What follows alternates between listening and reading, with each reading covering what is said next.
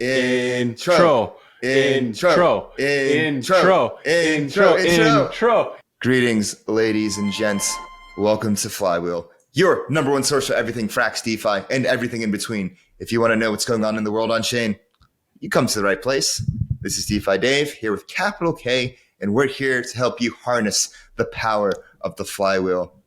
And this time around, things get juicy. Things get real juicy because we have on Mr. WenMoon from Umami Finance, and we get a taste of those really tasty, delicious yields and what they've been cooking up at Umami. Because we've had on Umami before, and it's a completely different product, and the way that he goes into it with a kid. What are your thoughts on this? I got you. I just gotta say, Umami productizes and packages on-chain trading strategies for the end user, so that the end user is abstracted away from all the complexities and they simply single-side stake their asset. One of the first strategies that they're using their technology for is GLP. So an individual could single-side LP any single asset that is within GLP, or rather they can have a custom balance or composition of assets within GLP that they so choose. And Umami would ensure that those are the only exposure they get. Very beautiful and clean product, solves a lot of financial issues, also solve a lot of coordination issues. So that is what Umami is building, and that's why it is important, because you can see this type of strategy scale across the board, because it really is a coordination solution, not just a financial one. And also, they started the meme of real yield. This is real yield. The realest yield. Couldn't have said it better myself. And honestly, let's just get into it. So wait, do you think they need a notepad for this one, Kit? You think you should get out a notepad? Unless they like to, have their brain blown over and over again. Yeah, I think a pen and notepad would probably be helpful. Yeah, I think it'll work. And if you want to keep up with everything Flywheel, make sure you hit that bell button, subscribe to your YouTube, leave us a comment, let us know what you think. Give us a like. Make sure you follow us on Twitter at Flywheel DeFi. Check out all our clips on TikTok at Flywheel DeFi. TikTok. Make sure you join our Telegram at Flywheel DeFi. Make sure you hop on our Friend Tech. Get exclusive show notes only found on Friend Tech. Make sure you follow me on Twitter at DeFiDay22. Follow me at 0xcapital_K. Subscribe to the website, flywheeldefi.com, and we'll get the flywheel spinning.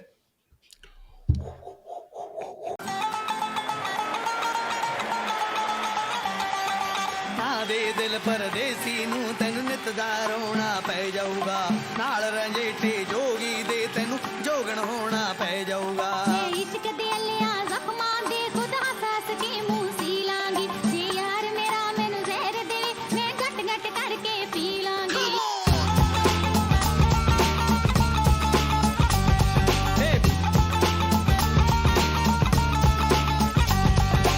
Do you hold ETH but don't know what to do with it? Want to earn those juicy liquid staking derivative yields but don't know where to start? Well, Frax ETH is there for you. Frax ETH is Frax's native LSD solution, allowing you to earn boosted yields in multiple ways on your ETH. If you want to get started, go to app.frax.finance and turn your ETH into Frax ETH today. GM, it's actually morning where I'm at, and welcome to this episode of Flywheel.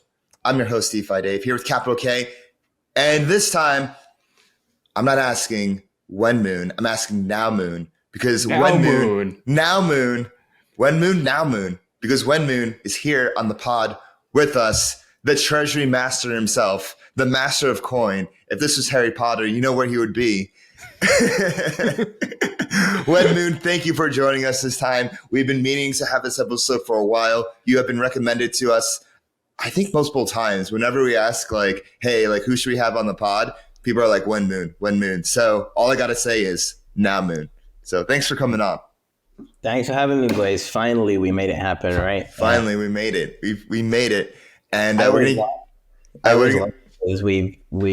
met so many times in real life, but we never got to schedule the episode. But now we're finally here.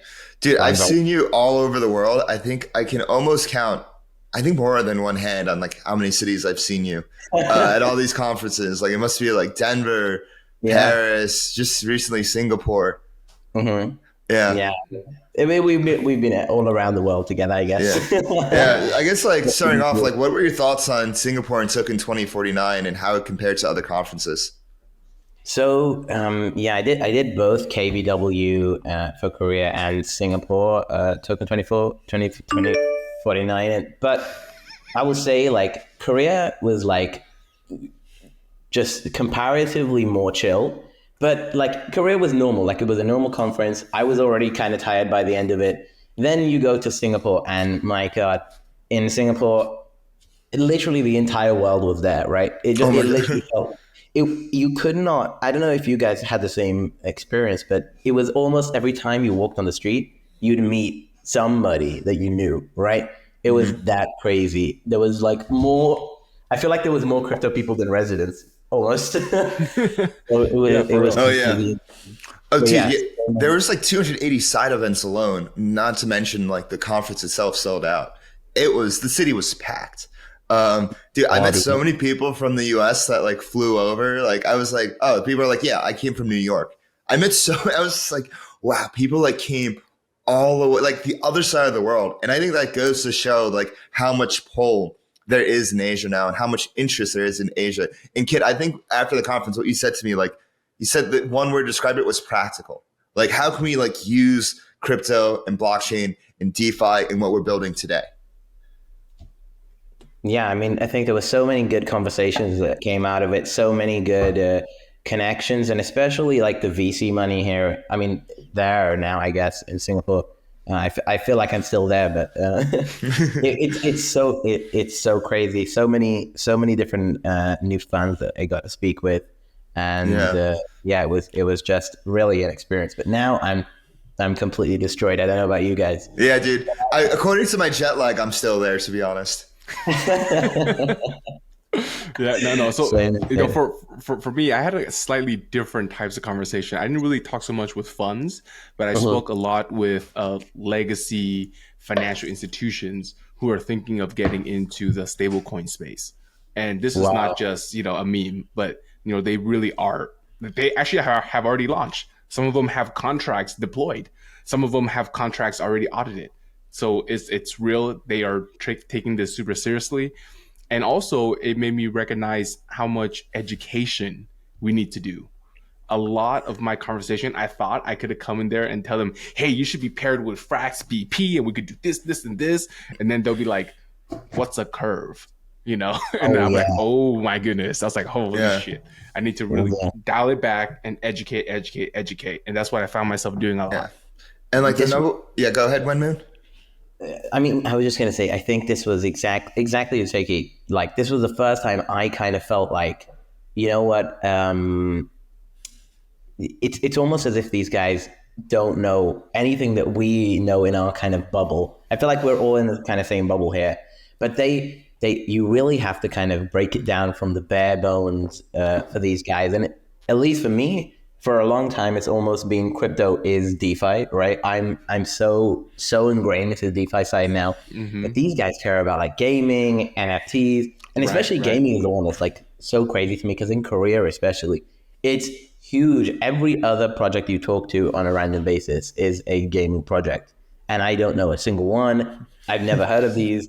And as soon as I mention DeFi, they've never heard of us, so it's pretty surreal to kind of have that experience. Yeah, I mean, these funds have such a different mandate because it's like, where can we get a return? Like, where can we get that multiple? And so that's why they're looking towards, gaming, especially because just look at how successful normal gaming is. Like, it's like the primary form of entertainment, especially there in Korea, where it's so ingrained in the culture for the past 2 or 3 decades. So like then to get to like DeFi, it's like it's a bit different, but it's possible. Yeah, absolutely. And I think they all take a very different approach, kind of as you were just saying, right? To investing, to what they are looking at, and obviously, yeah, exactly. They have such a culture of gaming, and these things are so ingrained for them. They are like those are, I guess, their DeFi in their world. That's what Yeah, exactly. they are looking at it. And then like You juxtapose that with what goes on in Singapore, where it's like super more financially heavy. I mean, there are definitely pockets of gaming, like in Token 2049 and kind of in the side events. Like they were definitely a presence, but like the large majority there were like finance, heavy duty, financiers, like rolling through those halls. You guys want to hear something funny? So like I asked my friend who was born and raised in Singapore. I'm like, hey, so what's the national sport of Singapore? And it took him like a few seconds to answer and then a few seconds more and he didn't say anything. And I'm just like, is it finance? And then we just he's just like, yeah, it is finance actually. So that's funny. What Singapore is like as a city, where finance is the national sport. Yeah, they never stop, man. Yeah, they don't stop. Yeah. There's shopping, and then there's finance, and then there's a fuck ton of humidity. Oh my god, that place was I just get I hate like how it feels on the skin. It's just not my thing. The worst thing was everywhere inside is air conditioned to the max. And everywhere outside they're like absolutely humid as shit. So you can never dress for like both inside and outside. You're either like in shorts and you're freezing inside, or you're like wearing like a normal clothes and then you're dying outside. It's just it's crazy. Also, since it was F1 weekend and there was just no grabs and traffic was so bad. The roads were closed. The roads were closed. And so you would walk everywhere, or like I would walk everywhere, and be like, oh, it's only like 10 minutes away. That isn't bad. And by the end of the 10 minutes, you're drenched. Kit, do you remember me walking into... Dude, so Dave showed up. This is the last day of Token 2049. It was like basically the final party. And Dave shows in huffing and puffing. Like his shirt was like, he came from a sauna, dude. I could have sworn he came from a sauna. The shirt wasn't even really a shirt. It was more like a singlet at that point because it was like with his body. And I was like, dude. Yeah, so luckily we had merch. So we immediately gave him a shirt and he changed in the back. Because I had to like basically, I forgot something on a previous event. So I had to like go back, walk there, then drop it off at my hotel, and then walk to our like actual event. And by the time I remember, it was like in my hotel room, I'm just like, if I get a new shirt, I'm just going to keep sweating. I might as well keep this on and just walking out. It's Singapore. Like everybody's sweating. I don't care. But I walked in and I really looked different. And then just everyone's like, Jay, are you okay? Like, do you need anything? Do you need anything? And then I walk in and people are freaking. I was like, I just accepted it. So I was just fine and normal, just trying to just pull it off. But people are like, oh my God, like we got to get you a shirt. We got to do this, that. And so like, but yeah. Oh, dude, it was a scene. It was a scene. Yeah. But Yeah. I will say this about Singapore. The food was very good, especially at both events that we hosted. Very good food at both. At Kinky. At Kinky, oof. Wow. I usually never eat at those events because the food is usually garbage at crypto events. But yeah, especially at your event, it was bomb. Having it at the restaurant was an insanely good idea. But man, the upstairs was so sweaty. The rooftop. Yeah, it was a rooftop. You signed up for it the moment you went outside. The option to go down.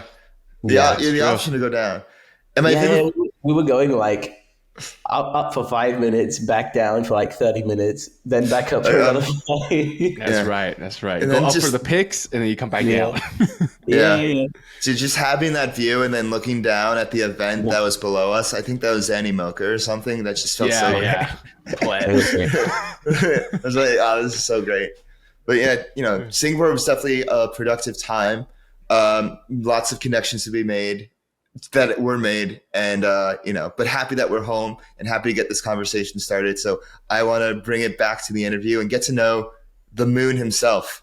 So WenMoon, let's get into it. Can you give us like a little bit of how much of your background like you want to like give away to us, and like why'd you get into crypto? Like what is your why, and like how'd you get into all this? Yeah, so my background is mainly finance and economics, right? I have a TradFi background, and I've moved now to crypto, I guess, full time in 2021. Yeah, 2021. I got into crypto around about 2020 when like everything was popping off, like this last bull run. So I guess I'm not like an OG like everybody else is nowadays. But I mean, I still feel very old in this space. You know, every year feels like 4. So yeah, it's been quite a while. But yeah, I got into the space really because a friend of mine, another finance friend of mine, kind of built a project in DeFi. So actually, my whole like journey actually started with DeFi, and you know, still goes with DeFi to this day. And you know, they were like, you know, this is my thing. I was like, okay, I can kind of support you, but I don't really know what this stuff is. This also sounds too good to be true, whatever. And then you said, you know, there's an airdrop coming, and I was like, you know, he was trying to explain to me what an airdrop was, and I was like, this doesn't make any sense, right? Free money, especially where I come from. It's like, you know, if anybody says that's free money, it's like some sort of scam. So I was like, look, I'll just because you're my mate, I'll join, I'll do whatever. And like I think the airdrop turned into like around about 6 figures at the top. So you know, it was like a big like slap in my face that like, wow, you know, this sort of stuff can exist. And obviously, you know, you go in through like the bull run and the Ponzi's and everything, and like I just loved. Obviously that sort of stuff was fun, but I just love the community and like the ethos of DeFi and the ethos of crypto in general, right? Like I've always resonated with that, but you know, in TradFi, it's sort of like this is the norm, and you know, it is what it is kind of attitude. But you know, having this space where everybody's like, well, actually, you know, we don't like centralized institutions, we don't like not having custody of our own assets and all this sort of stuff. No middlemen, all that stuff super resonated with me. So as soon as I kind of got in for real, I was just like, yo, I want to try this out. I want to work here and like help this space if I can, right, with my background. And so a lot of the time, what I've tried to do is use my background, use my finance knowledge to try and help a lot of these projects, either as an advisor, either as like actually a full-time contributor, or whatever it is. Because a lot of the time, you know, I think DeFi, I think you guys are more than familiar with this. Sometimes DeFi tries to reinvent the wheel, especially when it comes to finance. And it's almost a case of, well, I can kind of come in sometimes and just say, you know, we've been doing this for years, right? Let me kind of like help you out. Let me kind of show you how some of these problems that you guys are facing aren't really problems. We've already solved them. And yeah, let me help you out here. And so that's kind of, I guess, how I've made a quote unquote name for myself here. But yeah, that kind of gets me through to today. I've worked in a couple projects. So mainly now I've been working at Umami for a year as a Treasury Manager. So yeah, we have like a $5 million fund, a lot of, especially a lot of NFT projects, but projects in general used to have really, really large treasuries, millions of dollars. And then especially in the wake of the bear market, straight after the bull, they had hundreds of ETH, thousands of ETH even, and, you know, lost like 75% of it. And so my whole point was, you know, we don't know how long this bear market is going to last, but we still need to pay devs. We still need to whatever. And relatively speaking, $5 million isn't a huge fund in DeFi standards. Like a lot of treasuries are bigger than that, but it has always been that, you know, this is actually, you know, let's put it into perspective. This is $5 million, you know, this is good enough to build a great protocol and, you know, have a very bright future and, you know, have a runway for years to come as long as we play our cards right. And yeah, my whole point has been risk management, not blowing up like, you know, FTX or Alameda or Three Arrows, all of these guys. And yeah, you know, we've thankfully survived to this point and made a good amount of yield up to now. Yeah. But before we jump into Umami, actually, Wen, could we should I address you as Wen, or do you prefer Mr. Moon? I think Wen is fine, but you know, you can tell me whatever you want. Yeah. So Wen, like before Umami, could you name some of the projects that you've worked with? Yeah, so my main gig before Umami was Abracadabra. I'm sure everybody is familiar with them. Mm-hmm. Magic Infinite Money and all that kind of good stuff. Um, I was there for that year where I guess it kind of blew up or we did Degen Box and we did a lot of other things, but I guess Degen Box is what we're most known for. And yeah, those kind of stuff. Before that, a brief stint at like Sushi Swap, but Oh, nothing too major until Can we like go back down memory lane and just think about how yes. absolutely ridiculous the Degen box was? yeah, it I was remember. Yeah, go ahead. definitely like the craziest idea at the time. The And the fact, the name itself. But yeah, yeah, the name itself was perfect, right? From a marketing perspective, especially at that time, from the narratives that Mm-hmm. were born at the time. But yeah, it was actually Degen Box was one of the first, to kind of take a leverage and legit like turn the Degen up to 11, right? Before that, a lot of the time, we didn't have. I mean, DeFi has always been part of composability and DeFi Legos. And Degen Box kind of took that and was like, let's legit just, leverage this 20% yield on Anchor to the absolute tits. And I think, we've kind of seen the wake of that nowadays, where a lot of different protocols like, Gearbox even or something like that. Those kind of, I feel like are very inspired by those kind of strategies, where it yeah. is obviously in a less degen way, but trying to take a composability of DeFi, trying to take the Legos of DeFi, adding leverage to that, and allowing people to like leverage whatever they want or whatever it is, at least hopefully in a risk managed way or better risk managed than Degen Box was, and especially Anchor and USD and all that. But yeah, it's a pretty historic moment, I think, for DeFi, right? For better or for worse. For better or for worse, absolutely, yeah. Yeah, it really, taught a lot of lessons per se. It's just Yeah. like, okay, we got to like take a step back and, how do we make things safer? Go ahead, Kit. Well, I just want to comment on how were you able to pick all of almost like the banner DeFi protocols to work with? With sushi, with abracadabra, and now like umami, like just for the anon out there that kind of wants to cut their teeth at kind of doing what you do and want to contribute and add back. Like, how did you even choose these protocols, and what are some kind of hallmarks or signals that you look for? So the whole thing for me has always been, and this is another reason that as soon as I got into DeFi, I kind of fell in love with it. And it's not something that most people talk about, but it is just the fact that in DeFi and in crypto generally, there's almost this aura of whoever is like the quote unquote big name, big shot. You can talk to them anytime through the Discord, through the whatever, and you can kind of have like a line of connection. And the entire industry is so small right now. I truly believe that the most important thing now is connections, right? So obviously you guys know this more than anybody obviously now, going to all of these kind of conferences, but you almost get to a point where one person can introduce you to the next person and the next person introduces you, and suddenly the entire industry is almost one connection away.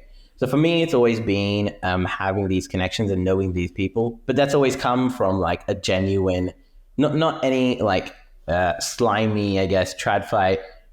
Let me pop up to this guy on LinkedIn and help you get cold emailing or whatever, but like a genuine connection of, I'm really interested in Curve. Let me DM somebody from Curve and ask them about this really obscure part of the Gorgeous system, or I'm really interested in Frax. Let me get into the Frax group chat, and then Sam will reply within like a couple minutes, right? Facts. It's always been like that for me. So yeah, it's kind of, you can talk to any of these founders, any of the team, and they're always more than willing to reply. And I'm absolutely the same. There's people that I've met who just DM me out of the blue and are like, this part of the protocol is really interesting, but you could do this. And sometimes they add a lot of value, and you kind of don't even think about things. But yeah, I'm sure you guys have seen this and have felt this before, right? You resonate with this a lot, right? Yeah, I mean, we resonated with a project so much that we built a whole media company around it. Literally, Yeah. right? So, Where Yeah. else? Where else but DeFi would that happen, right? Do you think there would be like Amazon's Yeah. Flywheel? What's really cool about DeFi and crypto in general is like the self-sovereignty and initiative that comes out of it. And so like not only are you self-sovereign in the assets that you hold, you're actually like self-sovereign in the initiatives that you can take. Like I could never have done this for like imagine like there was some like company or like bank or like some random thing. It's like Amazon. Like, when was that? Amazon, yeah. And like, yeah, I'm gonna start like a media company for it's just like doesn't have like the same like ring to it. But because of this kind of like, oh, we're contributing to a protocol in our own way. It has like a different ethos, it has a different vibe, different feel about it. And especially if you're passionate about it, that comes across. And you know, I like hope that Flywheel serves as a model for other media sub DAOs in the future, maybe Sakura DAO. But Alpha League. yeah, no, I'm like I want to be friends with Sakura DAO. I just joined it.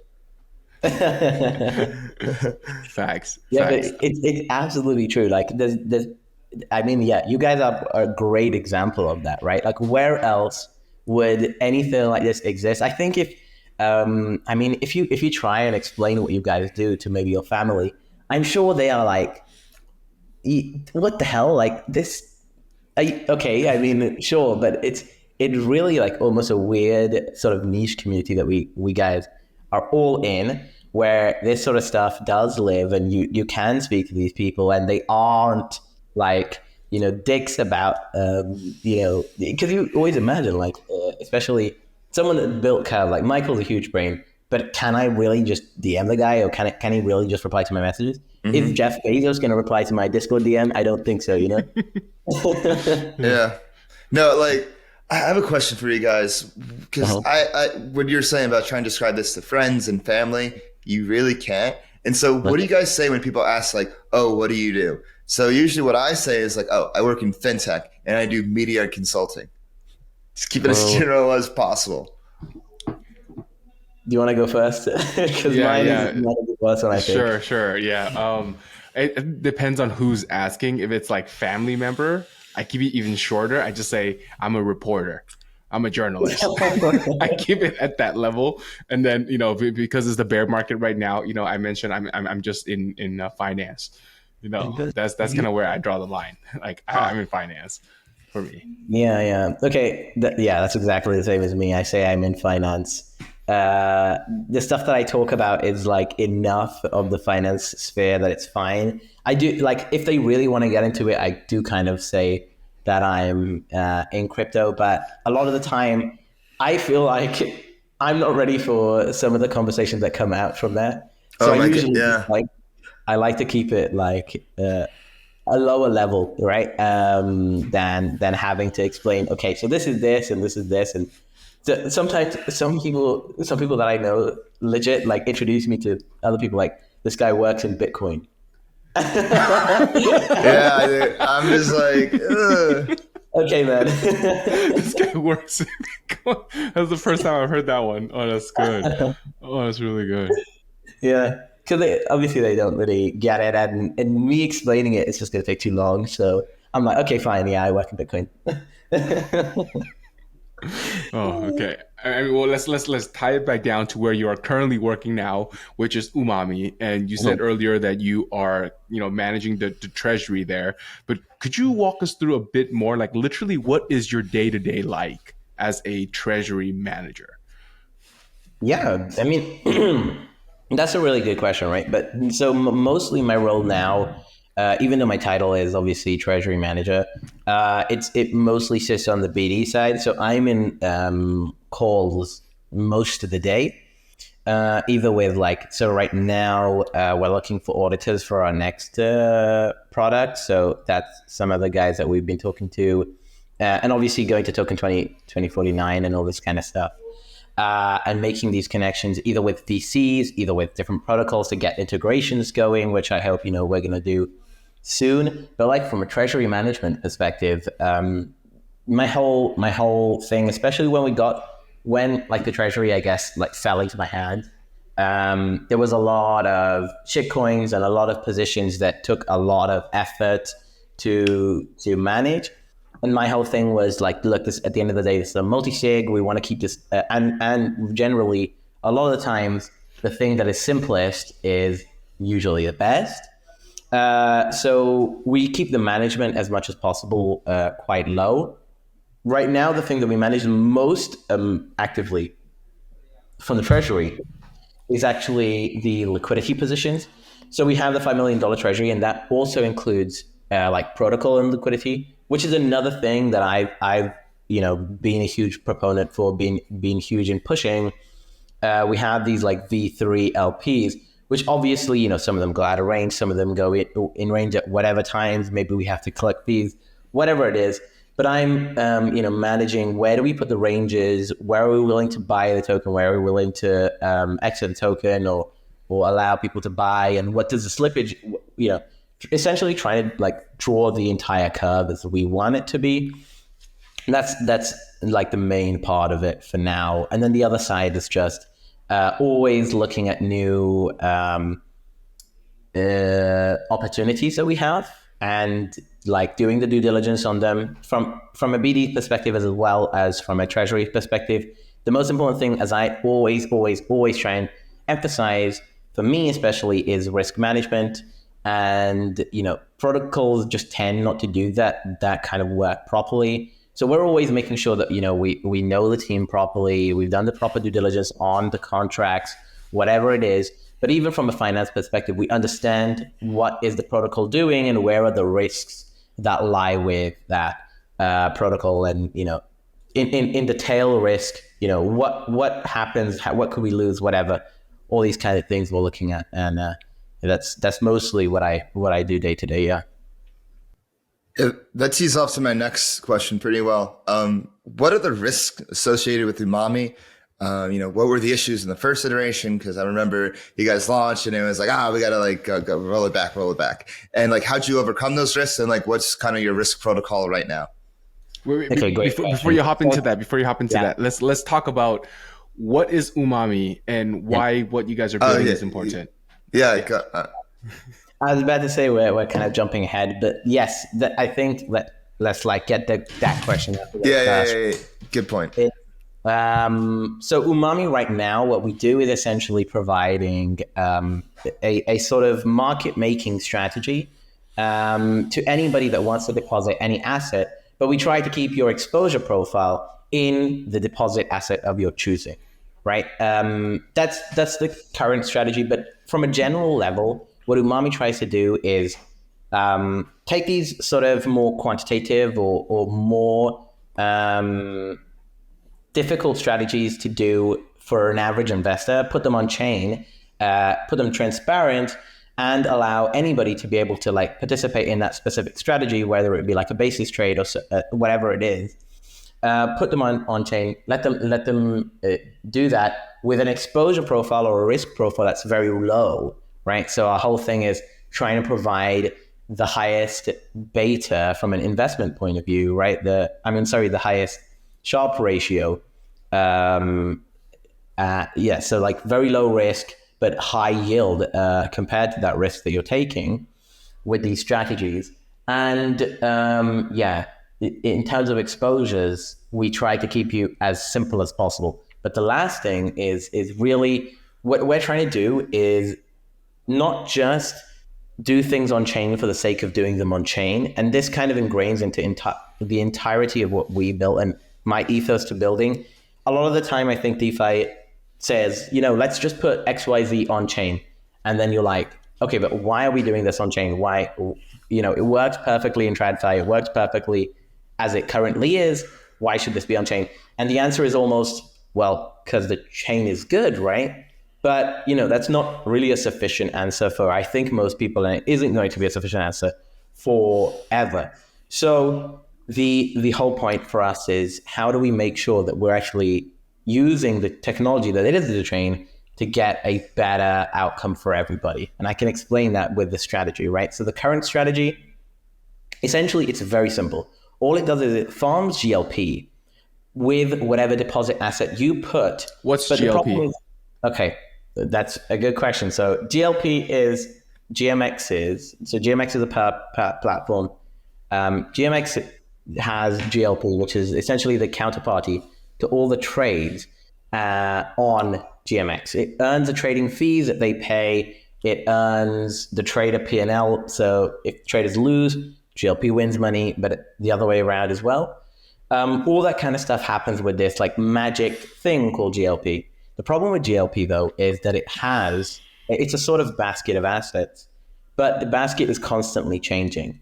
You have some BTC, you have some ETH, you have some USDC, some Link, some Uni, some other assets, and you don't ever really know exactly how much of all those assets you have at any one time. So that means if you're trying to construct a portfolio and you want exposure to ETH, let's say you're an ETH bull, GLP has a huge risk to you because you never really know at any time what your exposure to your desired asset, what your exposure to ETH is going to be. It could be all ETH, it could be no ETH. Nobody really knows, and you don't know at that time. And so, if ETH pumps and you don't really have the exposure to ETH that you thought you did, you're going to be sad, obviously. So our whole thing is we want to give you that single-sided exposure because that's the easiest thing. And it goes the same for retail and it goes the same for funds. Because all they really care is that, they have their exposure, they want ETH exposure, or, if they're delta neutral, they want USDC exposure. How do we give that to them? Well, at all times without them having to do too much. So what we do is we allow anybody to deposit any of the assets that are in GLP. So the 5 assets that we have is BTC, ETH, USDC, Link, and Uni. You can come into Umami, you can deposit any of those assets. The vault strategy is quite simple. All it does is it buys GLP and farms the GLP's trading fees and everything, but then also shorts and longs all the other assets so that your exposure is only to the asset that you wanted exposure to. So if you come with BTC, we'll make sure that as BTC price goes up, you make money, and as BTC price goes down, you lose money, as you would normally want. One-to-one exposure in BTC, but you still get to farm this like 20% or whatever the hell yield GLP might be paying at that time. So that's the broad idea. But the thing from like V1, and I came, I think, roughly towards the end of V1 was, and many other people have tried to do this sort of delta neutral GLP strategy. The thing is, it's quite expensive to just rebalance all the time. Actually, when I'm sorry to cut you off, but let me just summarize what you said overall about Umami, and then we'll dive into the difference between V1 and V2. So from my understanding, what Umami does is you guys productized and package on-chain strategies for the end user in a very clean and simple UI. One of the first strategies, on-chain strategies that you implemented is with GLP, as you are so eloquently described. You get the deltas you want, which is the market direction exposure you want, without having to hedge away all the other deltas you don't want. And you get to earn trading fees as well as the rewards from GMX itself. That is Umami at this point. Please continue with the V1. Right. And the strategy that we do to actually do that compares to V1. V1 didn't work because it had very high very high rebalancing costs for the reason that, we were doing what we call many external trades, right? And especially on chain, compared to any strategy off chain or like on a centralized exchange, it's much, much more expensive in gas fees, in latency, in actual like basic, like whatever you are paying for those trades. Now, the thing is, what we do is this thing called internal netting. And that's where that comes back to what I was explaining earlier about we are trying to do this thing on chain that actually leverages the fact that you are on chain to make a better and cheaper or whatever it is experience for everybody involved. So let's say, Dave, you want exposure to BTC. Keith, you want exposure to ETH, and I want exposure to USDC, right? So we all can come together and say, well, GLP has exposure to all three, but we don't want exposure to all three. I want only USDC. You want only BTC, you want only ETH. So we can trade our exposures between ourselves. And that's what the Umami Vaults does. But the thing about it is that since we're all helping each other in this case, right? We all have this sort of network effect where the fact that we've found each other is actually a good thing to all of us. It's like Pareto optimal for us to give each other these trades and these exposures, but for free, right? The whole thing is that you don't have to pay anyone any funding. You don't have to pay anyone any opening and closing costs. We're all helping each other. This is sort of us signaling to the market that these are the exposures that we want. So what we do is we put all these users together in these different vaults. They are all signaling to each other what exposures they want. Therefore, we can net all of the trades between us. I can give you guys my BTC and ETH exposure that you want from me. And in return, you can, now that I've gotten rid of my exposure, I'm delta neutral, right? So thank you guys for like helping me get there, but for completely free. And you know, vice versa. You guys get your BTC exposure, Dave. You get your ETH exposure, but you get it for free. Now, from a technical level, obviously you can't net everybody's trades this way. So what we end up doing is essentially, as much as exposure can be swapped between us, we maximize that, right? There's a level where you let's say, Dave, you don't have your full BTC exposure that you want. You still need to long some more BTC. Then, and you know, we are already happy with our exposure. What you do then is you go externally, and then you can finally find your small extra BTC exposure that you want, but on the open market. And that is a small amount that you will have to pay for. But here is the awesome bit. Since we're trading this exposure between ourselves, we don't actually need to, like, you don't actually need to give me any, or more prudently, I don't have to give you any BTC. You don't have to give me any ETH. Nobody has to swap anything. Everything can be synthetic. And all the assets can actually be, and all the trades can be placed sort of in this imaginary like plane, let's say. And the way that we do that is everything is collateralized, obviously, in this case, by our yielding position, our GLP, which is going to like take up all of the trades that we ever need to do. I don't ever need to place trades more than the GLP that I own. So what that means is there's no risk of liquidation. No risk of liquidation. Even though we're placing all these kind of trades that otherwise would have liquidations, there's no risk of liquidations. Secondly, there is no cost at all. We've explained this already, why there's no cost. But thirdly, and here is the coolest bit in my opinion, there is no assets at all that you need to put in any trade at all. So I don't need like, and this is something that I've talked to a lot of market making funds with. When I talk to these guys and I explain the strategy, I usually start off the conversation with, you know, the delta neutral GLP strategy that you guys have been doing, because I know all of them were doing this delta neutral GLP strategy. At one point, it was such a no-brainer. All they had to do was buy GLP, put some of their money on centralized exchange, short on the centralized exchange, and therefore their exposure will be completely flat. But that's the problem, right? They have to have some of this money on a centralized exchange.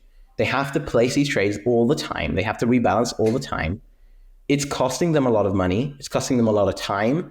And not all of their money is in GLP at the same time, right? So maybe half or 75%, depending on how much they are willing to have liquidation risk. And obviously, yeah, they have liquidation risk. They have counterparty risk. All these kind of risks they have. We negate all of that because there's no reason to actually take any of the money out of GLP. All three of us know we all own GLP. I can see your GLP. I can see your GLP. So we know we all own it. There's no reason to trade using anything other than GLP as your collateral. None of these guys, none of these TradFi guys have anywhere in centralized exchange that allows them to use GLP as collateral like we do. Nowhere they can find any free trades like we can. Nowhere they can find any liquidation-free perpetuals. All these things is what we provide more than any retail, right? So the whole thing for me has been, a lot of the time I compare ourselves to Yearn, right? Yearn is a sort of vault where it does provide value, but it provides, the value that it provides is almost very negligible. You can actually do what Yearn does if you have time, right? Obviously, it's giving you a lot of ease, and you don't have to rebalance all the time. You don't have to do this, that, and the other. You don't have to auto compound, but you still could technically do it. A normal trader, even a good market maker, cannot source liquidation free, completely free, no cost, and no collateral trades like we can. So our capital efficiency is higher than them. Our cost basis is lower than them, and everything else. So compared to these guys and their strategies, we provide something that they genuinely can't find. So almost all people that want to do this strategy are better off doing it with us. And that sort of creates a situation where everybody is helping each other, right? All these trades, as long as you're signaling what you want and what exposure you want, we can net those trades for you. And that's different to V1. V1 didn't have this internal netting. And that's why we can essentially net $4 million of our TVL, but with only $3,000 of capital externally. So when I completely understand the internal netting part, and let me try to explain it to you to confirm that I do understand it. Let's say we have $100 worth of GLP, and that gives us a third exposure to ETH, BTC, and USDC. It would be the same as if I brought $33 of ETH, you brought $33 of USDC, and Dave brought $33 of the WBTC, and then we combined together, and then we bought one GLP, right? Exactly. And then we're able to farm it, and that's awesome. Internal netting. Now, where you kind of lost me was now let's say the balance changes, right? Now it becomes, say, 25, 25, 50. Now, I don't understand how the balancing thing happens after that fact. Okay, so with the same as these market makers, when they were doing their delta neutral farm, let's say they delta neutralized themselves, but then they came back 2 hours later, the balance of GLP has changed, and now they have some sort of delta. What they do then is, depending on what delta they've gained, let's say they've gained some BTC delta, they need to short BTC to be flat again. They have to go and put that trade on again. The way that we do it is exactly the same, except obviously we have like the automated smart contract that kind of places these trades for them.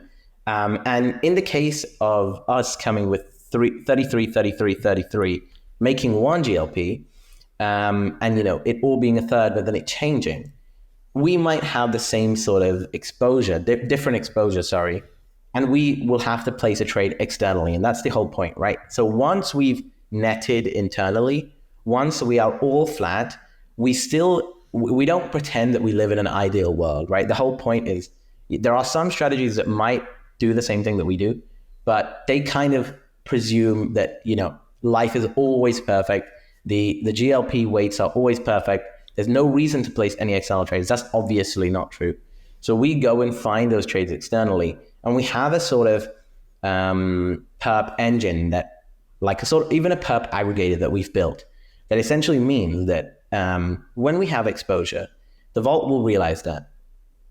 It will go through this sort of aggregator and find the most liquidity and the lowest cost way for you to get rid of that exposure externally. And that's, it places that trade, and now you're flat again. That's how it works. And it uses GLP as the collateral, like which perp exchange allows you to use GLP as a collateral? So with these exchanges, obviously it doesn't allow you to use GLP as collateral, but there is already some assets that we have kept uninvested that allow for people to like withdraw and enter the vault without like changing any of the compositions. And so those assets we put on collateral on those exchanges.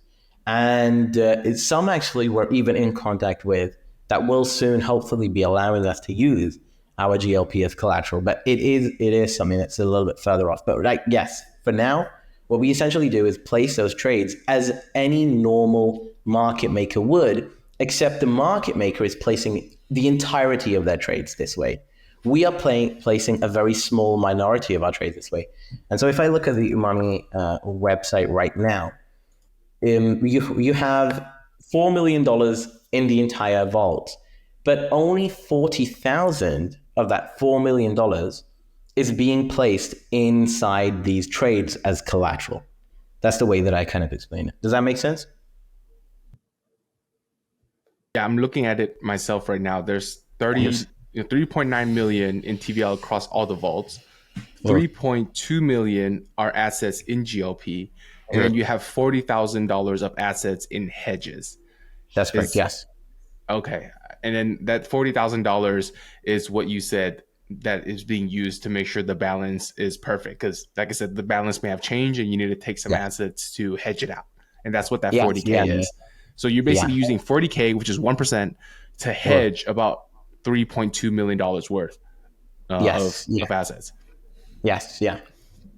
So you get a sort of situation where essentially our effective leverage across the entire vault is almost like 75x or even 100x, right? But without the liquidation that might come with actually doing the trade that's 100x leverage, do you know?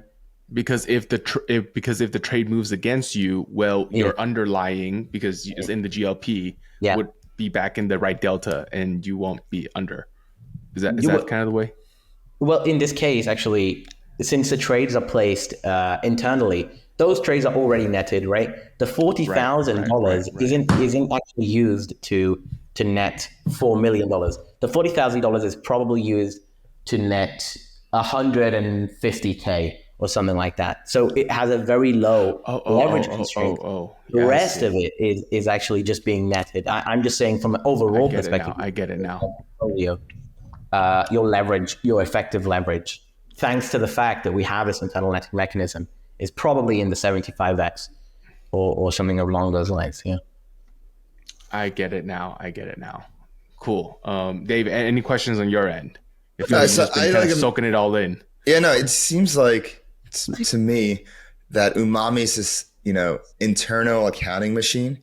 And instead of just, like if I'm a market maker, I have to go to all these different venues and spend all this time and all this money, making sure my exposure is in the right risk parameters. Meanwhile, with Umami, you're basically bringing together all these different parties in a democratic way. It's like, oh, I'm bringing my USDC, and this person's bringing their ETH, and you're all coming together to bring these assets. So like people are like giving you the inventory, and then you just market make internally in your Umami vault. Is that like a good way to look at it?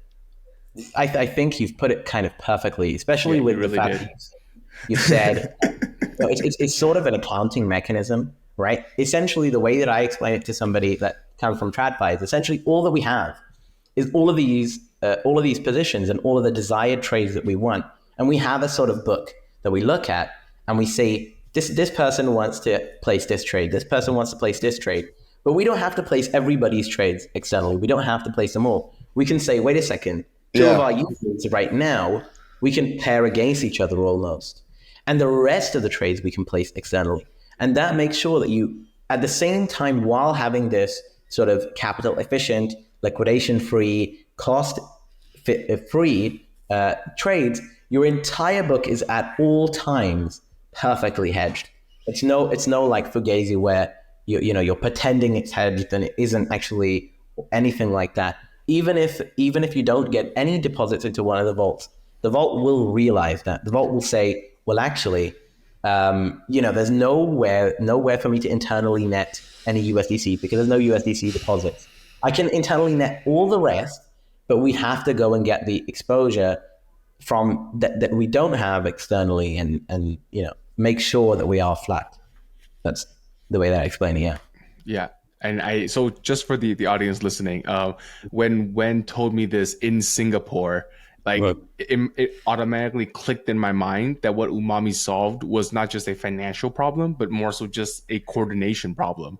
If all the market makers were open and honest to each other and be like, hey, I want USDC exposure to this much. Hey, you want ETH? How about we kind of combine together? Like if they were all just to open up their books and talk to each other, then they would have done a pseudo Umami product. But what Umami did here was they did it for everybody. So solving a coordination without having to trust anybody, no counterparty dependencies. So it's a beautiful, elegant, not just financial solution, but coordination solution in my mind.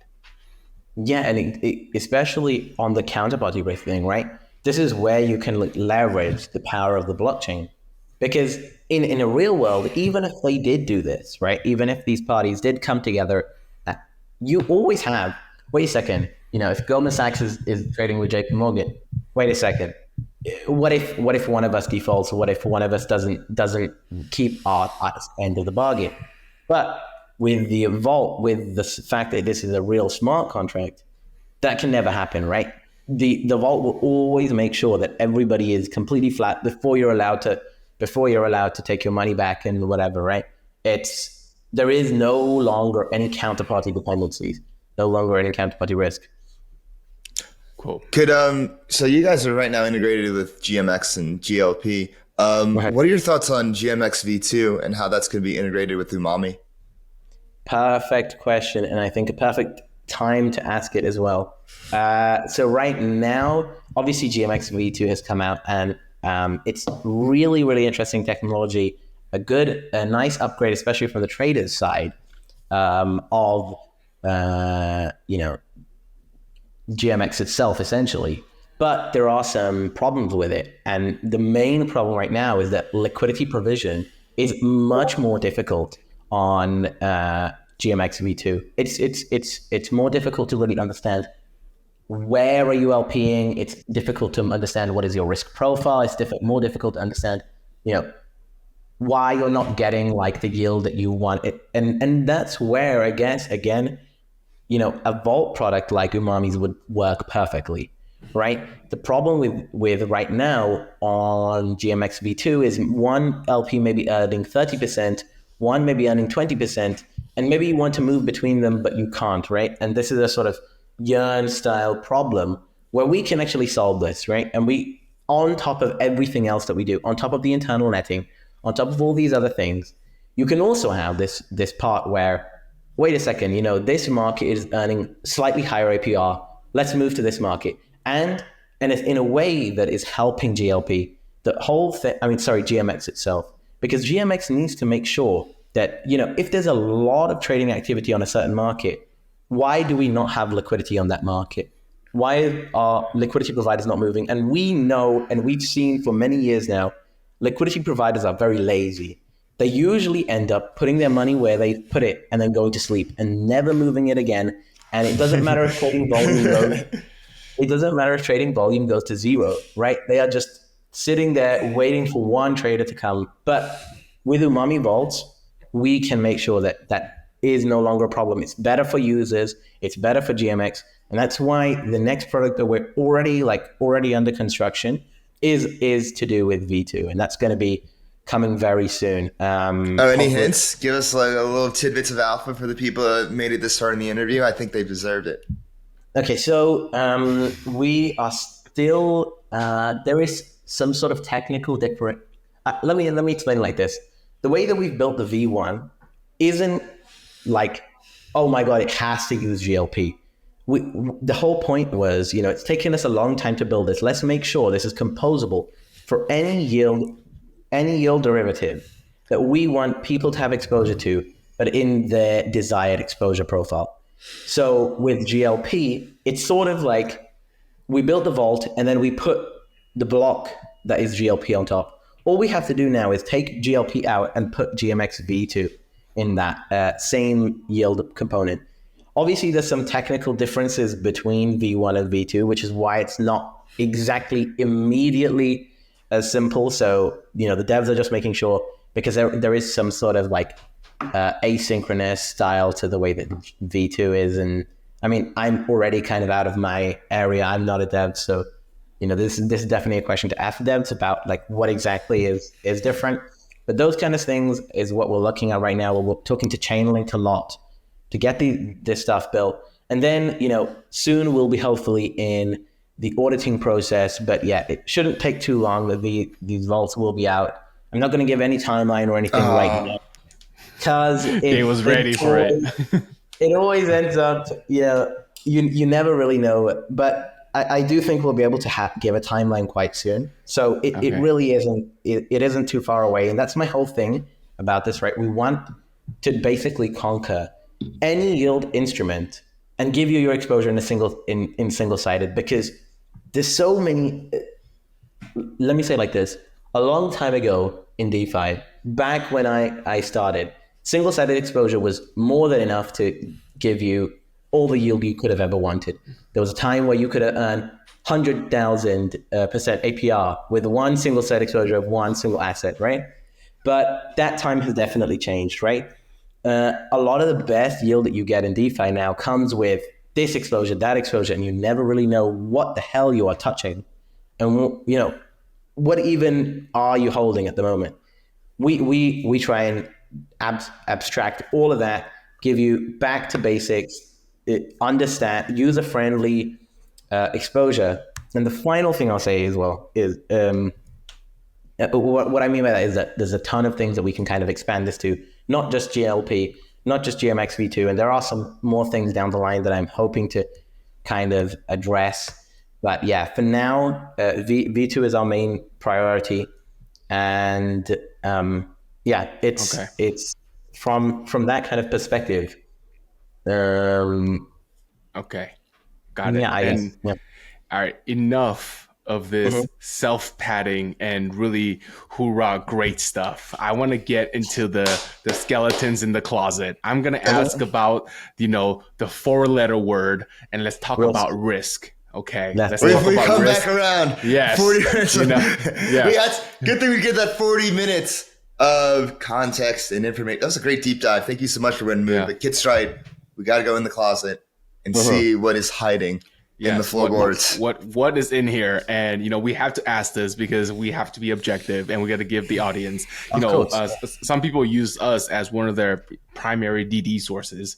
So I kind of got to ask these questions for those folks who've been listening here for almost an hour now.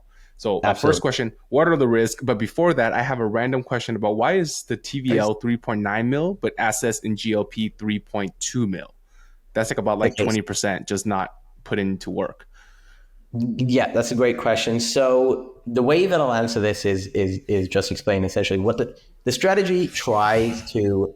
There's two main yield sources for the strategy, right? And there's a lot of people are like, how does this strategy earn more APR at any one time? Sometimes than GLP itself is actually giving, right? I think GLP right now is giving 5%, and the strategy the vault since inception has been earning 16% at the moment, right? The main risk here is with this strategy specifically, not every strategy that could be built with the infrastructure, but this strategy specifically is GLP has counterparty, trader P&L risk or, whatever you really want to call that, traders winning or losing. And there's been thousands of discussions about, is this good? Is this bad?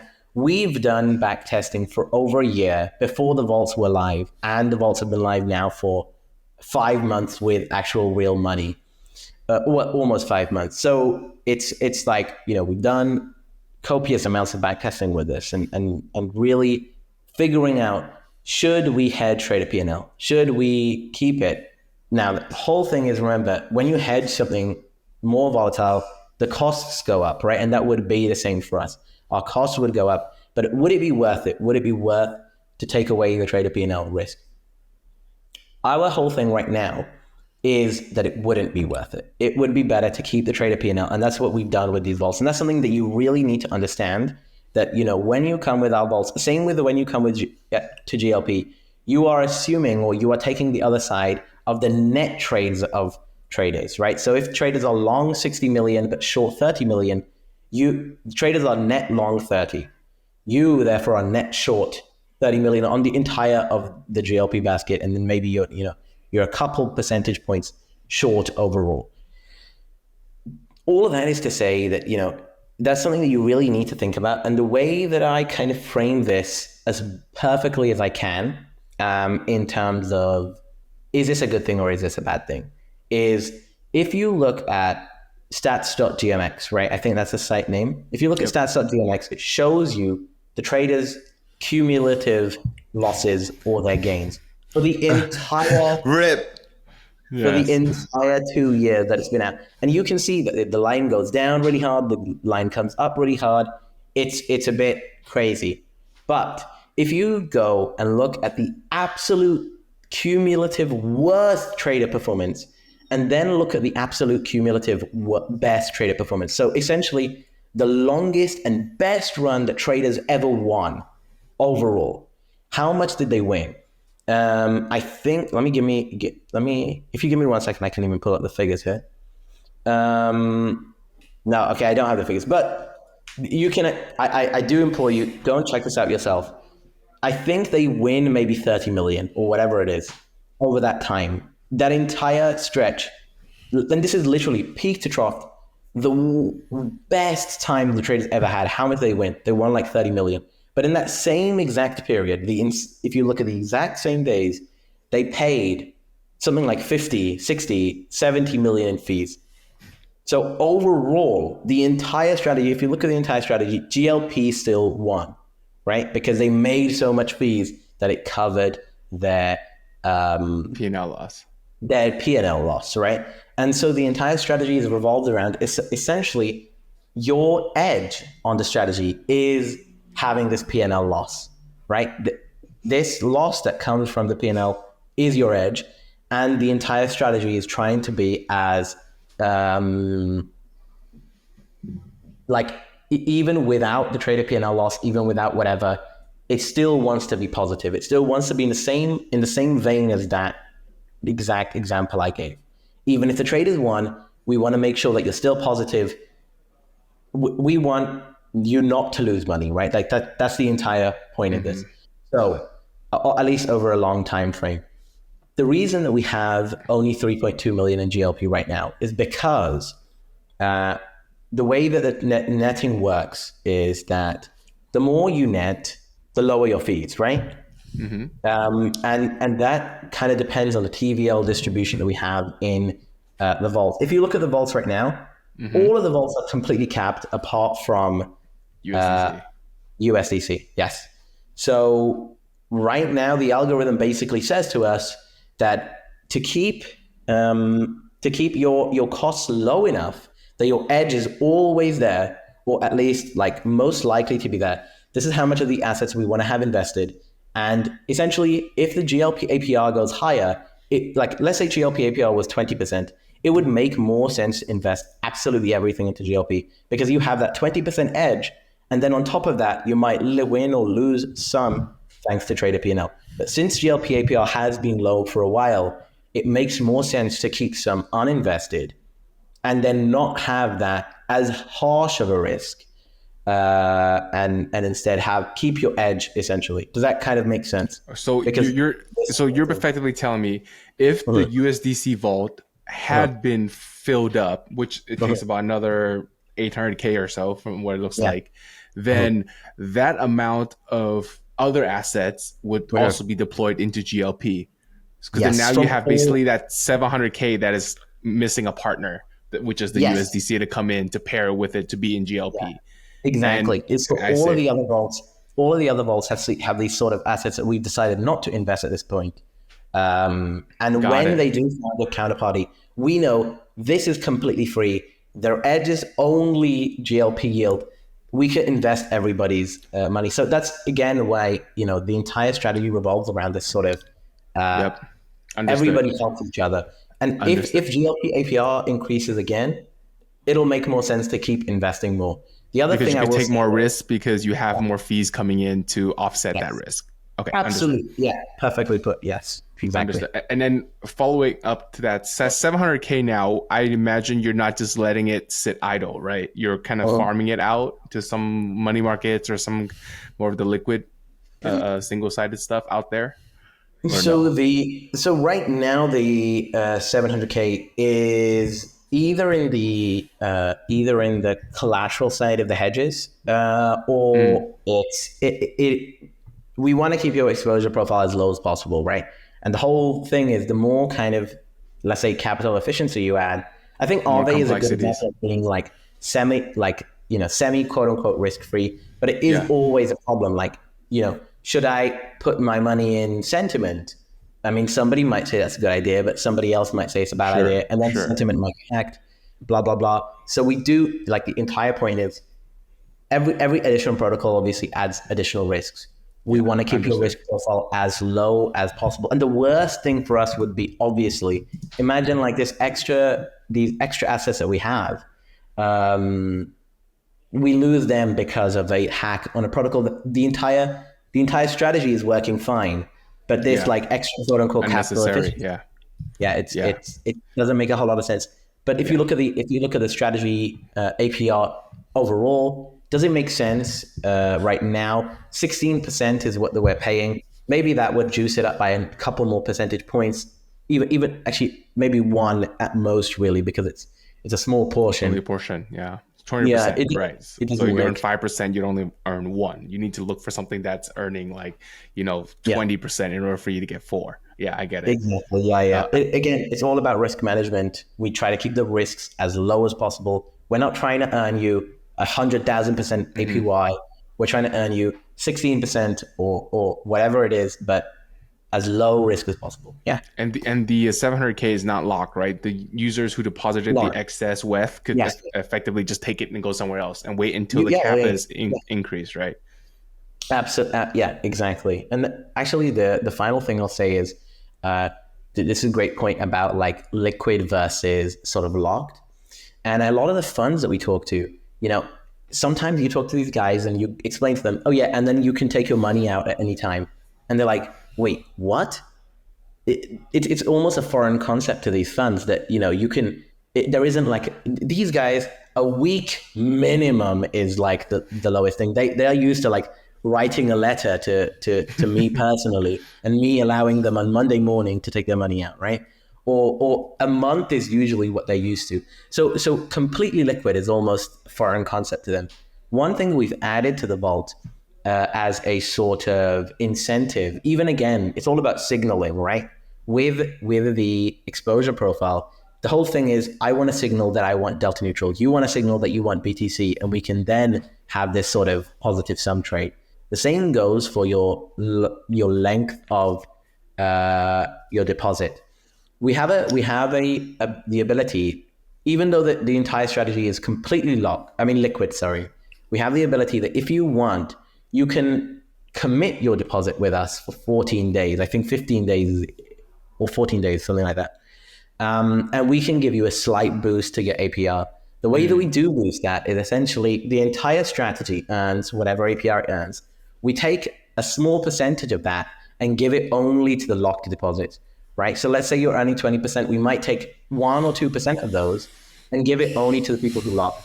If you decide to lock for that 14 days, let's say only 10% lock, and you're taking 1%, you essentially are adding 10% to everybody. Does that make sense? Because only 10% of people are earning 1% of the entire TVL. So you can, that's where you get this sort of, and we've shown it on the vault page. That's how you get this sort of, 14%, and then the arrow that shows it. Yes, exactly. Boosted. That's the boosted. Yeah. Oh, I see. Wow. Okay. Well, and then just a question: what is the additional risk of holding GLP vanilla versus using your vault? If I'm okay with every single exposure in the GLP already to begin with. Great. Again, another great question, right? So obviously, number one is smart contract risk, right? Sure. As every new DeFi Lego, smart contract risk is something to think about.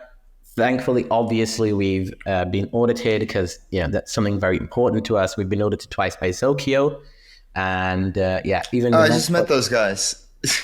They're great guys, right? Yeah. And then obviously the next vaults will be audited too. Since you're already holding GLP, I'm assuming you're already happy with Trader P&L. You're already happy with everything. I'm happy with it all. Yes.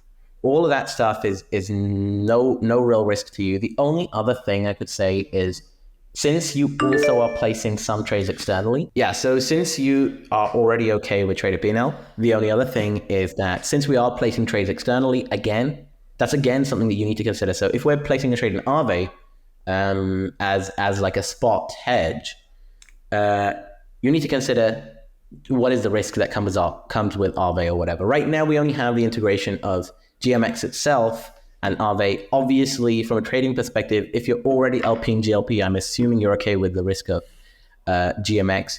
But we may be adding other avenues, such as Vertex is one that we're looking at, because they have very, very low fees, very good latency, and all this kind of good stuff. But yeah, it's those two are the main. But I think perfectly. If you are already okay with GLP, it's not too much of a jump, especially if you really want a single-sided exposure. Or even, let me say this, let's say that you don't want single-sided exposure. You want actually exposure to 50% ETH and 50% USDC. But GLP doesn't give you that, right? GLP gives you at all times changing exposures. You just don't want any change. What you can do is actually take, let's say you have $1,000 that you want to invest in. You can put $500 into the ETH vault, $500 into the USDC vault, and now you've constructed essentially your own GLP, but it's always going to be 50-50 for you, right? Does that make sense? Your entire portfolio is 100% still that 50-50 investment that you've made. Got it. Yeah. And I was just asking, is there any additional yield if I had GLP and I just park it with you guys? And I don't care. I want the balance. I want everything that moves up and down with it. Like, I was just asking if there's an additional yield on top. But to me, it sounds like unless you are within a bucket of like wanting a specific thing. The boosted APR. How does that work?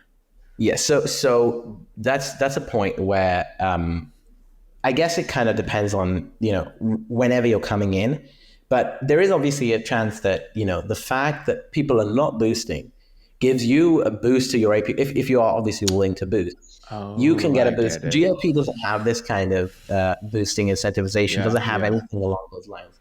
None of our yield right now, at least, is in any way, and this is also something I should have got across a lot earlier, none of our yield is incentivized. The Umami token is real yield. Real yield. Yes, it's real yield. None of it. The Umami It's token, always been real yield. It's always been. It's been real yielded since we've been around, right? And even to this day, nothing is incentivized. We aren't minting any other tokens, so you're getting essentially what GLP is giving. The real extra, I think, would be the boosted, which I guess gives an incentivization mechanism that you could say, well, actually, maybe I do like GLP and I like everything that GLP offers, but I want to hold GLP forever. Yeah. Umami Vault allows you to use that sort of signal to earn an extra yield that you might not be able to get. That's a great point. The boost. I did not think about that. You're absolutely right. You're absolutely right. That's a great point. And that's an extra, like almost 2% on average across the board. Yeah. Yes. It's higher in somewhere, but yeah, dude, that is a great point. That's a great point. And last question for me is just, how do you guys make money as Umami? Obviously. So we charge a very standard, I think, very similar to Yearn, very similar to other vault products, and very similar to the funds that we're speaking to. We charge a 2 and 20 sort of performance management performance fee that any other fund kind of charges. Half of that goes to the treasury, and the other half of that goes to Umami stakers. So if you stake your Umami as Umami, marinated Umami, nice. We give you half of the entire vault's yield, and in addition, half of whatever the treasury generates as trading fees, yield, whatever. And I produce my monthly treasury reports. You can see what we're earning roughly. I think so far it's been earning in the realm of 12% APR. So you're getting half of that on top of the half of the entire vault yield. Fee, right? Yes. Got it. Okay. Exactly. So in short, you guys make money by taking a 2 and 20, but you guys kind of distribute that back out up to half of it for all Umami stakers, and also you give even more to Umami stakers because you give half of the returns that's generated by your master of coin activities. Exactly. Yeah. Got it. Yeah. Cool. All right, DeFi Dave, take it away. Yeah. I want to kind of get your general advice on what it's like to be a founder and working in the space, because you know you definitely had your highs and lows. We've all had our highs and lows, our adversities, and how we've overcame said adversities. What it's like, you know, just generally like some lessons you've learned in your, you know, few years being in DeFi, and if you have any advice to any, you know, DeFi builders and founders out there. Yeah, so exactly as you kind of mentioned, I think especially, you know, being with Umami, especially what happened like earlier this year, being an Abra, being in all these kind of protocols, I can say that it takes, I think it takes a very specific kind of person. It takes a very specific kind of personality to thrive here. And I think all three of us kind of possess those same qualities. A little bit of autism is probably helps. We all have a sprinkle of neurodivergency. That's pretty obvious. Yeah, but you kind of, I think the main thing is, especially in this bear market, right? There is not really a way, if you really want to build and you really want to build something good, there is not really a way now to make a quick buck in DeFi, right? Maybe there is in like shit coins and stuff like that. But yeah, you have to really believe in what you built and believe that you can offer something that the market can't. So as long as you have a good idea, as long as you have something that the market doesn't, and as long as, again, the thing that I try to get across, as long as you're building something in DeFi that could only be in DeFi, that leverages the power of DeFi, that leverages the power of all this kind of stuff, I think you're going to do very well. And you know, the other thing is just make sure that, you know, a lot of founders, a lot of teams with treasuries or whatever, they think everything is going to go up forever, and that's why they never hedge their treasury, or they think, you know, nothing bad could ever happen.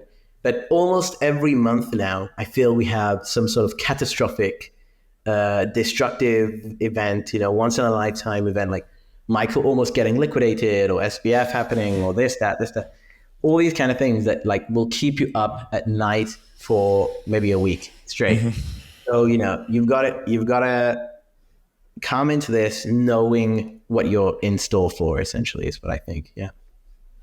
Absolutely. I think it takes a certain degree of pain tolerance, risk, and definitely risk tolerance and stoicism. Okay. Just, you know, having the mindset to just roll with the punches and to really put things into perspective and time frame.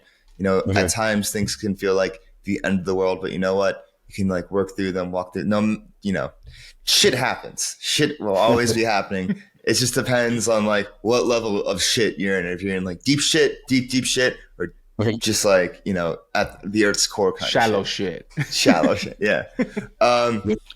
Before we get into the lightning round questions, I want to get, you know, kind of like how you feel about the market right now. What's your, you know, short-term market outlook? You know, are we still going to, you know, not financial advice, but are we still going to crab? Or, you know, do you see, you know, some bullish catalysts with the ETF on the horizon? Or do you think like, oh, there's some certain things that we still need to flush out, and like, you know, we're gonna bear, and like, you know, the bears are gonna hide, they're gonna come out of their caves early? I think so. A lot of the time when it comes to like looking at the market now, right? I look at sentiment a lot, and it sentiment really works for me, especially to understand if we're going to crap forever or not.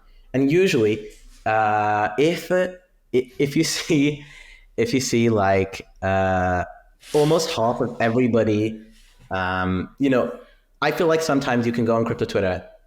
Half of everybody is calling for like the next bull run, and then the other half is calling for like zero, right? That's when you know we're crabbing, because if sentiment is super polarized, you know we're at least in for another month of that sort of stuff. And so I am strapped in for like, yeah, for sure we're gonna see, I think at least till end of the year, way more crabbing. It's just gonna be right now, like the whole thing is the bear market isn't when coins go to zero and like everybody despairs of that. The bear market is when everything becomes so goddamn boring that you just want to pull your hair out and you don't want to build here anymore and you don't want to trade here anymore, and like nothing. I know really, really good traders. And I was speaking to them just in Singapore actually. Mm-hmm. How many trades have you made in the last month or the last 3 months? Some of them like legit, most of them answering like 1 to 5 trades. It's incredibly boring of a market. So I think the most important thing right now for everybody is just do not get burnt out. A lot of people kind of tend to keep putting the same amount of energy they did in the bull market, in the bear market, and then they get absolutely burnt out when there's nothing happening. Right now, I just suggest, and this is what I'm doing myself, just touch grass, right, as much as you can. Honestly, because it's going to be the best thing for like keeping your mind clear, keeping everything clear, and keeping your decision making just normal. The other thing I'll say is a lot of the time here now, I think what you'll see is any of these like binary events will come out and you'll feel like either, zero is coming or, it's the next bull market immediately. I think the perfect example of that was when the Ripple case, when Ripple won its case, the market went up like 1%, and everybody, it's like that meme, like, everybody was like, that's it. We're going, like, this is the next bull run. We are so back. But literally the next day, it went right back to the exact level it was before. And, if you keep seeing stuff like this, it's going to keep going. So just be ready to strap in for a long time. Me personally, I am still bullish on the ETF and all that kind of stuff. I do think that, or I do hope at least, that, the worst of everything is behind us. And, this ETF stuff is going to help catalyze the next everything. But I'm completely strapped in for many more months of all this kind of stuff. We're in 2019 right now.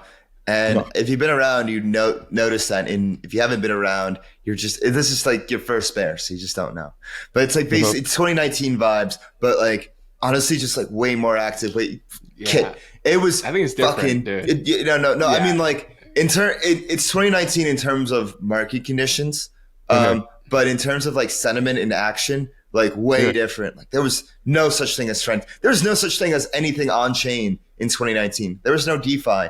There was just dried up liquidity and centralized markets. And the bullish news would be things like backed, like coming. Yeah, remember backed? And stuff like that. And I remember in 2019, bro, it was like the possibility of zero was non-zero. But here today, I don't think that's a possibility at all. Like for ETH or BTC, like namely, that's what I'm saying. But I think there's a huge difference. Yeah, I think this is what again, you need to be exactly as you say, Dave. Essentially, we're not like peak boredom right now, right? Peak boredom is peak bottom, right? And when we see like people selling their accounts, when we see all that kind of stuff, that's when I think, it's going to... That's why I have an unpopular theory. But I haven't said it publicly, but it's my thing. But like, because I'm not sure of it, but like, what if it's like a juke break and there's a juke, like it's a 5-year cycle. And then like we still crab post BTC happening and it's just is like flat. And if anything, it goes down. Then that would be the moment that like people will like really freak out and be like, oh, it's over. Then that will be like a true bear market moment. Like, I don't know if it will happen, but I'm just thinking of like, because like I don't feel like that bear like hopeless energy that I did last cycle because this cycle there's so much going on. There's like seems like a little bit too much excitement, and I kind of saw that thing where there's a little bit too much like excitement right now to like feel like a bear. I mean, like definitely a bear. So like that's why I think there would be like this like this juke fake another like, flush. Like another like this juke fake flush. Did I completely like half of me completely agrees, right? We are not in that despair yet. And the conference thing you bring up is another good thing. I think until we stop having open bars at conferences, we are not at the bottom until that happens. No, that's the signal. No, I haven't seen real pain. I mean, like we saw real pain like after like FTX and stuff, but like I haven't like. I haven't seen that like true despair. Like I remember that true despair back in 2019. And it was just a different one. And I just don't feel that now. Like maybe it's because, I've been around for a bit. And so I feel like, oh, it's not over. I know this thing's here to stay. But back in 2019 and like even 2020 before DeFi really picked up, before like BTC 10K, like broke that 10K barrier. I just haven't felt it yet. I don't know. Maybe I've just been around too long. Right. No, Not all of I it. agree with you. I agree with you. There's that Yeah. hint of it doesn't hurt enough yet. No, I definitely Yes. feel you. Yeah. But also, I feel we are a little bit traumatized. You know, it's like It's just that's like, why yeah, that's why I feel like we're never ever going to be able to catch the bottom because we're always gonna feel like Yeah. it's not painful maybe enough to yet. newer participants, it's like it feels It's a higher worse. floor. I was talking with my buddy about this, and I feel like now we have a higher floor. Folks in the class of 2017 really thought the floor was zero, but those same folks in now 2023 is a non-zero floor. And similarly with the class of 2020, they're going to see the same thing again too. They're going to see like, oh, it's going to be a non-zero floor. So I like that. Yeah. I like the juke fake. yeah, This is why sentiment is so important, right? Especially with those kind of guys, the newest guys. You always want to chat with them and say, what do you think? Because I think exactly you say, we are kind of too jaded at this point. We are too traumatized. We have too much PTSD. We felt like we have too many scars, right? We need the new guys. When do they think like crypto is never ever coming back? It's like a fad. When that happens, we know we're in a good spot, right? Yeah, that's when we moon. WenMoon. That's when we moon. yeah. And that is a beautiful lead into our lightning round question as we wrap this up here. And when at the end of all these things, we'd like to get to know the person behind the profile picture. So I'm gonna kick it off first with, what was your virgin crypto experience? When did you first touch the blockchain? And sex doesn't count.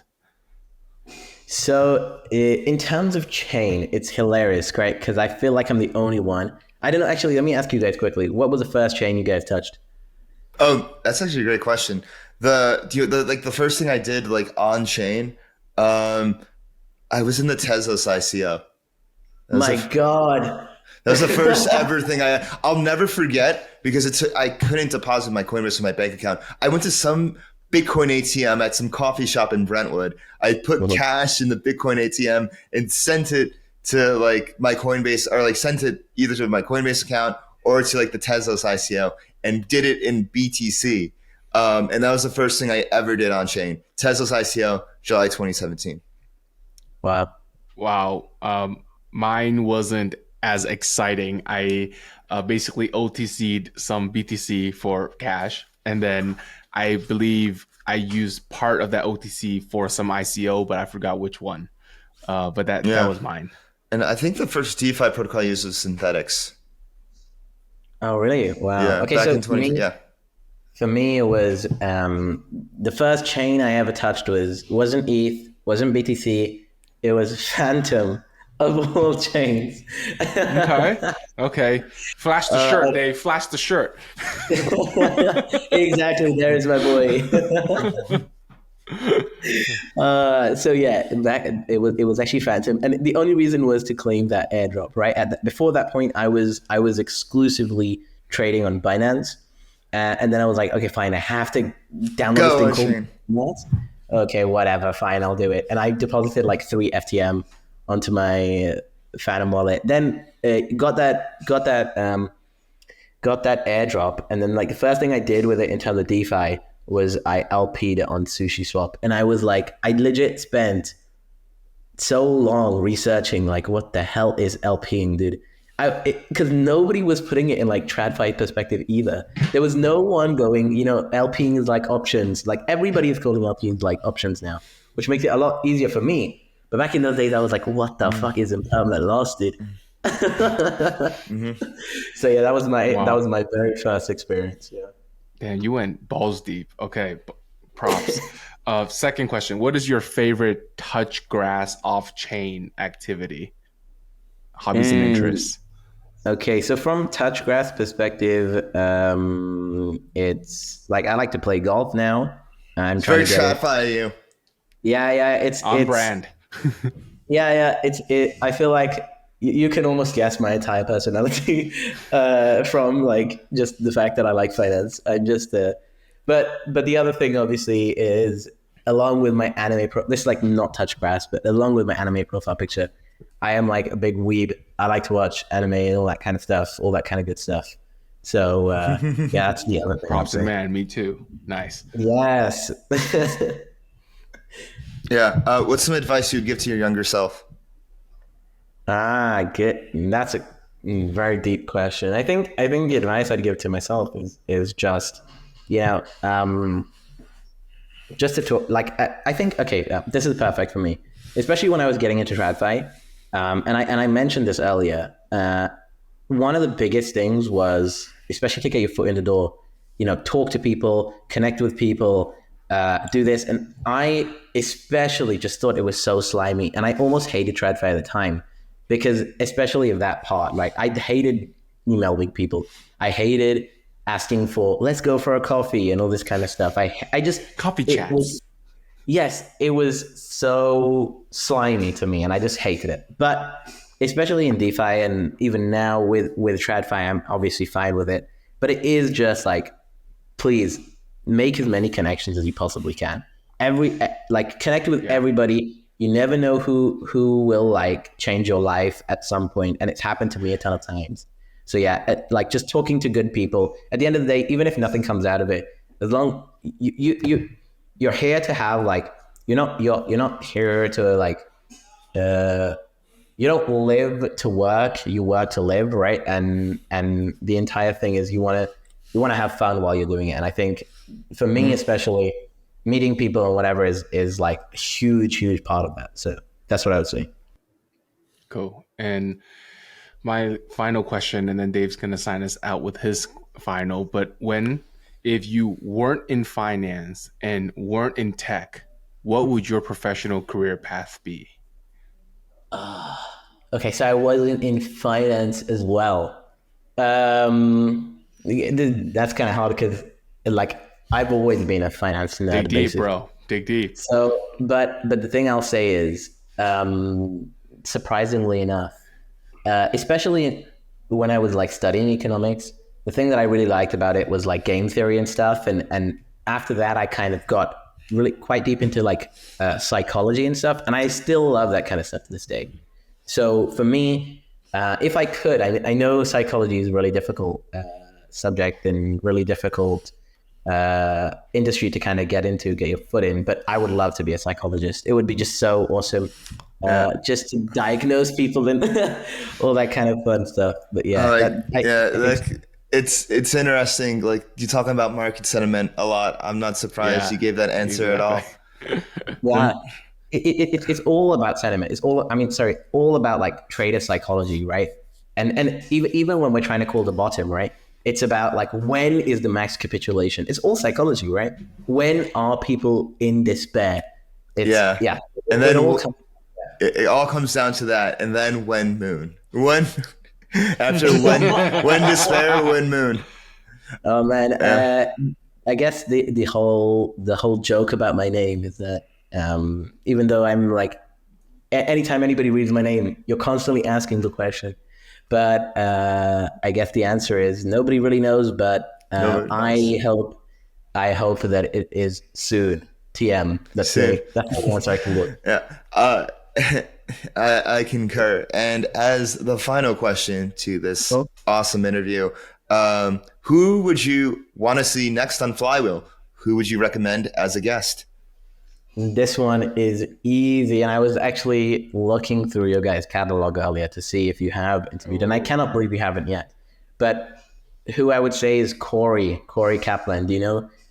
From Dolomite. I met him last night. Oh, really? Dude, too, I met him. Yeah. You need to get this guy on. He's huge gigabrain. He's been around here forever. He's been around crypto, DeFi, and he's like, yeah. Just get him on. You will not be disappointed.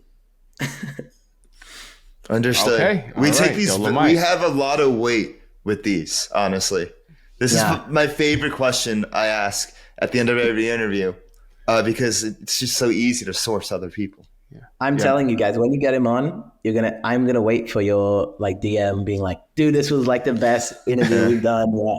You're gonna be so happy. Trust me. Stoked. Yeah. WenMoon, thank you so much for coming on this interview. This has been jam-packed with information, alpha, and just overall just phenomenal vibes. Thank you for coming on. Excited to see you at the next conference, and we'll see you on again soon. Thank you very much for having me, guys. Thank you, brother. Take it easy. Thanks. Ciao. Hey. Ciao. All right, everyone. You know what time it is. It is the post-game show. I'm your host, DeFi Dave, here with Capital K. We just wrapped up another fantastic interview with Mr. WenMoon. WenMoon, now Moon. On this one, right before I pressed the record button, we were talking about how this was the Money Nerd podcast, because we really went in on how the mechanics of Umami works, how the yield was generated, and basically how it was better than its centralized counterparts. Kit, what are your thoughts on this one?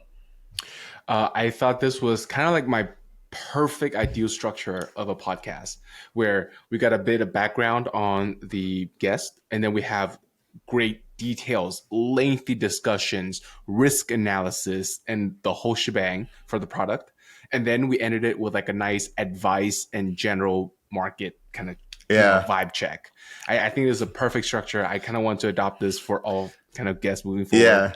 I liked it too. I liked how we had the banter at the beginning about Singapore, fun, light, that was nice. And then we got deep into the protocol, and we took a step back and said, like, okay, like, what is Umami?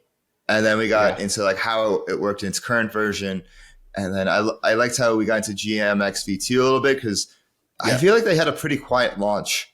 I mean, like, they launched, but like they didn't make like the biggest deal about it. It wasn't like, I didn't see like V2 everywhere, but I've heard a lot of great things about V2, whether it was the way the code was written and how the code looks to the product itself. So it was interesting to get that perspective, the mechanics and perspective on that.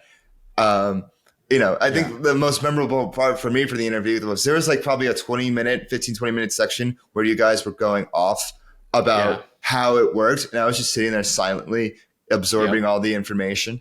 Yeah, I let you guys do your thing. And then, Kit, you turned to me, you're like, I thought I lost you. So that's why I had to turn to you and ask you, but you just summed it up, pretty elegantly. It's like a democratic way to bring in funds to this space. It sounds like a virtual market maker in a way, and it does this internal accounting.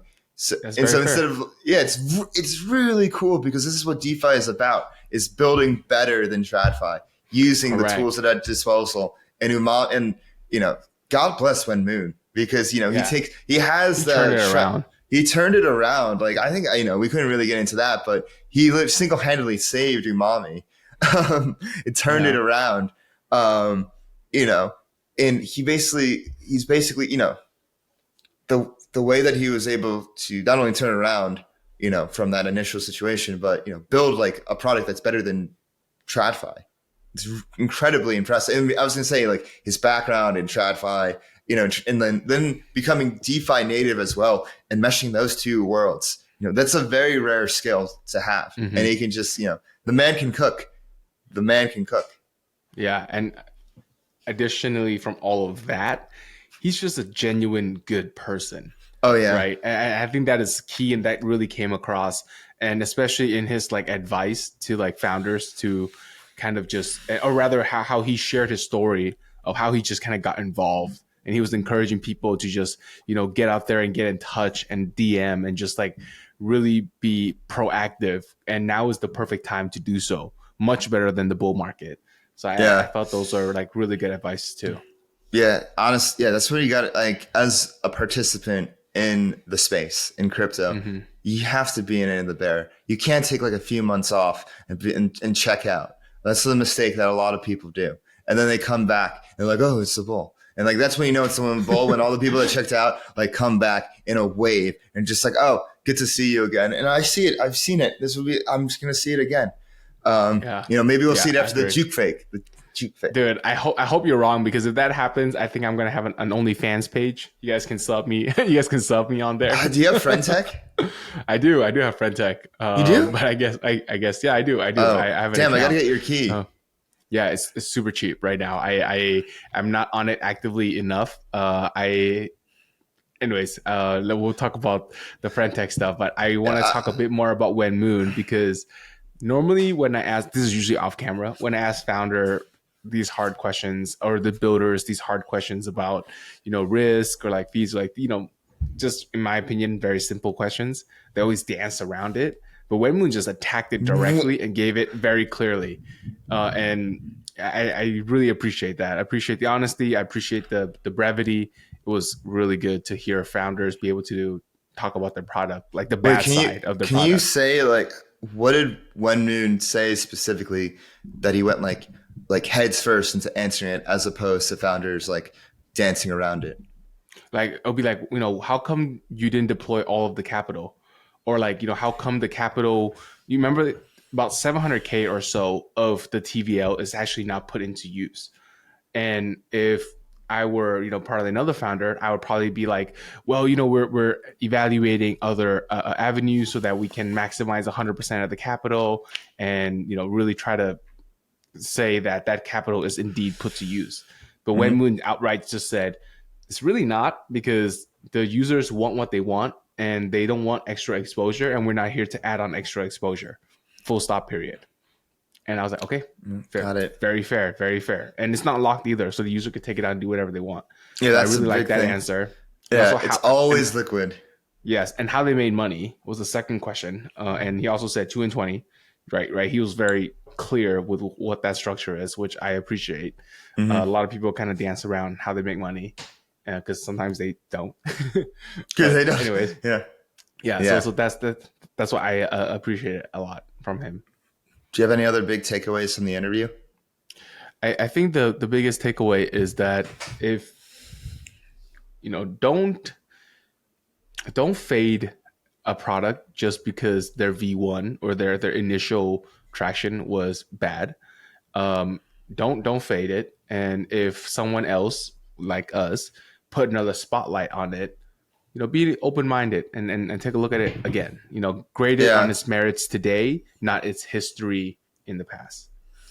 Yeah, it's interesting to see now that we've had years of DeFi, and you can kind of see how things play out over time. Not everything's just like brand new. It's like, people have like been around, and projects have been around, so you can kind of evaluate and judge them. And I think like on a long time scale, and I think the biggest mistake people make, and people make this with Frax, is they look at a project like at a certain point in time, and then they just have a snapshot of that project and don't look at it again. So when people ask them about it, they're like, "Oh, isn't that like delta neutral to blah, blah, blah." But like, no, there's updates to these projects, and that's probably the hardest thing about being a participant. It's keeping up with everything. It's impossible. It's really impossible. So you have to like prioritize. And so just always, if the things to be most aware of is you don't have to keep up with everything, but just be aware of when was the last time you actually looked at something? Was it last week or was it last year? Because there's a big difference between the two. That's my takeaway. And Umami is a great example of that. Agreed. I love these redemption arcs. I think I talked to you about having a redemption arc series. We have a couple more lined up. Oh yeah, we have some things cooking. And our listeners will definitely want to make sure they catch those. And to catch those, you better hit that bell button right now. Give us a subscribe. Click it right now. Leave us a comment. Let us know what you think. Love it, hate it. Give us a like. Make sure you follow us on Twitter at Flywheel DeFi, TikTok at Flywheel DeFi, Telegram at Flywheel DeFi. Make sure you join our Friend Tech for exclusive show notes. Flywheel DeFi Friend Tech. Make sure you follow me on Twitter. Join our Telegram at Flywheel DeFi. I think I said that, but we have other notes in there too. So you want to hop in there. You can follow me on Twitter at DeFiDave22. Follow me at 0xcapital_K. And we'll see you next week. See. Peace.